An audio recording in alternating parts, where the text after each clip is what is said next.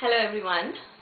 Today I am going to talk about the lunar eclipse that is going to happen on July 27th and July 28th, and it's going to be visible in different places in the world. So it's visible in India, in London, in Colombo, in Abu Dhabi, and it's also visible in some parts of Australia and Singapore. So this eclipse, how it's going to impact your life will depend on your axis of Rahu Ketu, and where the Rahu and Ketu with other planets are transiting your birth chart, and if you are looking it from the moon position, so where it is placed. So that is how it's going to impact each and every person's life, or whether or not it's going to impact will also depend on other placements in your chart and your dasha, which dasha you're running, and what area of your life are at this point of time you are focusing as per dasha of different dasha system, like Vimshottari or Char dasha or Yogini dasha. So first, to know about the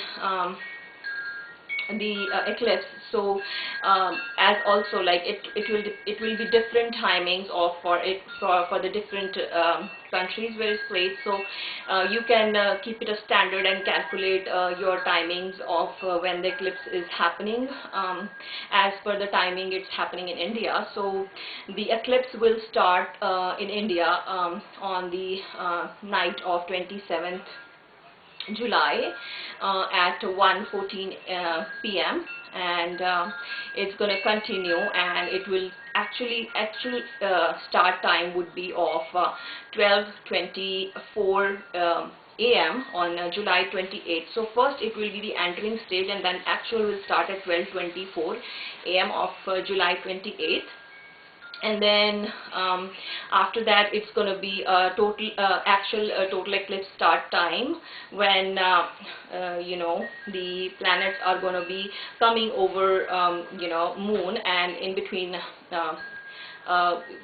the moon and the sun. So Earth is going to come in between the moon and the sun, because it's the eclipse of the moon.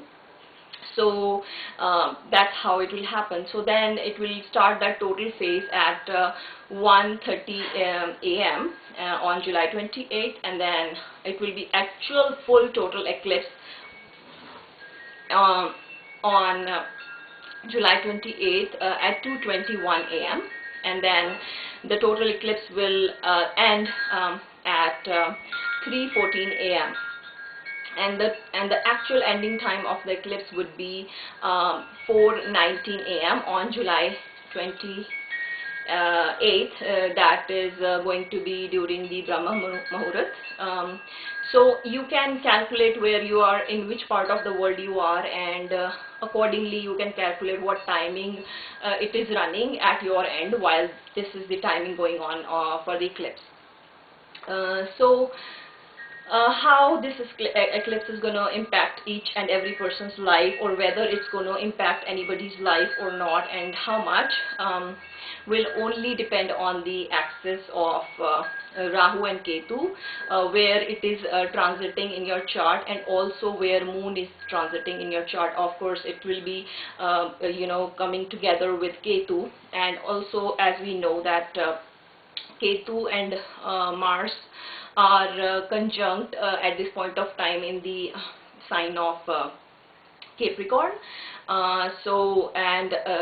They are transiting at this time in Uttarashada Nakshatra, but then at the time of eclipse, moon is going to be together with Rahu, with Ketu, Mars, and on the opposite side, on the same axis of Rahu Ketu, there's going to be Sun and Rahu.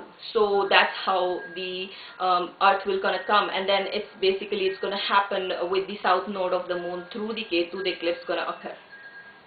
So it's a very good time actually for because how it's gonna work is basically it's the moon, Ketu and Mars, as they are going to be together in in the same alignment, and they are going to be all together coming in the nakshatra of Shravana. So Shravana is the it's the nakshatra of it's the deity of this nakshatra is Lord Vishnu, and with that, it is the Shravana nakshatra is ruled by planet moon itself, Chandra. So this is going to give you a more intuitive abilities, going inside and understanding and listening to the voice of your own mind through this nakshatra, because Shravana represents more listening and hearing capacities, and how it's going to manifest is like it's going to connect with moon, and then it will give you more ability to listen your inner voice, and which is of course will be coming as an echo from the universe, and giving you the direction in life. So if at the same time Sun and the planet Rahu, they both are going to be transiting in the nakshatra of Pusha. So with that, in Pusha nakshatra, this nakshatra is ruled by Shani, and the deity for this nakshatra is Guru Brahaspati himself, and so with that, it more also like how it connects is like if you want to listen to your inner voice, you need to sit and meditate. How it's going to work is like you sit and meditate and ask for the higher power and the higher knowledge, because this is also the Mercury is also going to be in the same house with the in the same alignment with the Rahu and Sun, like the Surya. So it's going to be giving us the mental power, because Mercury is going to be in the nakshatra of Ashlesha, which is again the nakshatra of Mercury itself. So we will get the mental abilities to understand the inner voice, because now all these planets are going to be in alignment, like Mercury, Sun, Rahu on one side of the axis, and then Ketu, Mars, and Moon is going to be the other side of the axis in your birth chart. So those areas which are where these planets are transiting will bring some change in your life, and you will be able to figure out and hear the inner voice about those areas of your life where these planets are transiting and aspecting each other. So to understand more about how it's going to impact your life, is you need to sit and meditate. It's the best time to do that during the eclipse time, or you can start as soon as you listen to my video, or you can also continue, because eclipse is going to bring its effects into it will manifest its effects in different people's life in the coming time, depending upon if your where it's your natal chart's placement is, and if there is any planet already in those positions where these planets are transiting. So with that, what you can do is you need to sit and meditate, and how it's going to work is basically what you should do is because this Shravana is the nakshatra of Lord Vishnu, so you can meditate on Lord Vishnu, to ask Lord Vishnu to give you the inner eye to understand and understand and listen to your inner voices. That what is going to be the direction of life, and how you're going to be dealing with the situation where these planets are going to affect. So for that also, like, you can also Ashlesha is also, as I said, Mercury is also transiting Ashlesha, so it's going to give you a thought process with that.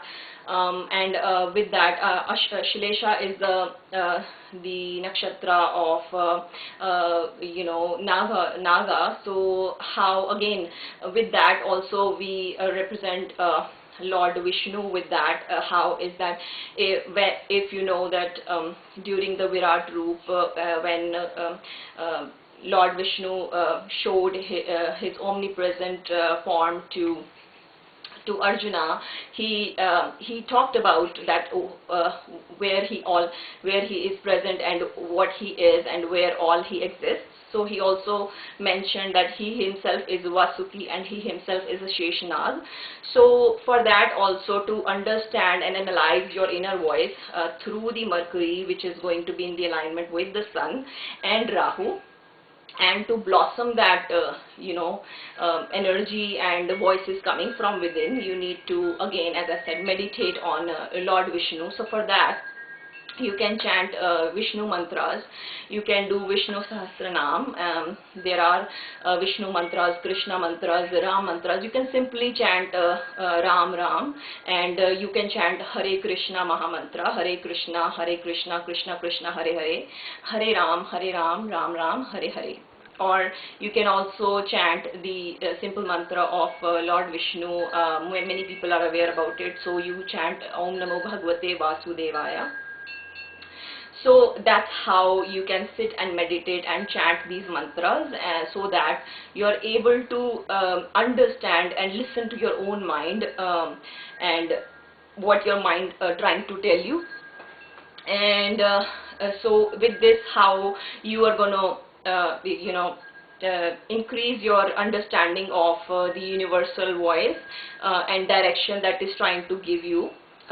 So also, what I would like to say is that this transit is will be impacting more depending upon your dasha, which dasha you are running at this time. As I don't know if I mentioned this, you might be in some planetary dasha going on, like Yogini dasha or Char dasha, and on top of that, the most important dasha system that we use is the Vimshottari dasha. So which planets are going, your dasha system of which planet is going on at this point of time. So accordingly, which areas of your lives are active, and if that transit is also coinciding with that area, then it will bring more impact in your life out of this eclipse.